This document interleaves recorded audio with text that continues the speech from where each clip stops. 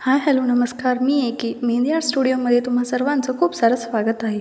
आजचा दिवस खूप छान आनंदात जाऊ दे. तुमच्या मनातील सर्व चांगल्या इच्छा स्वामी महाराज पूर्ण करू दे. आज रविवार आणि आज आपल्या क्लासचा 5वा दिवस. आज आपण झिगझॅग लाईन्स पाहणार. व्हिडिओमध्ये दाखवल्याप्रमाणे तुम्ही अशा झिगझॅग लाईन्स काढून घ्यायच्या आहेत.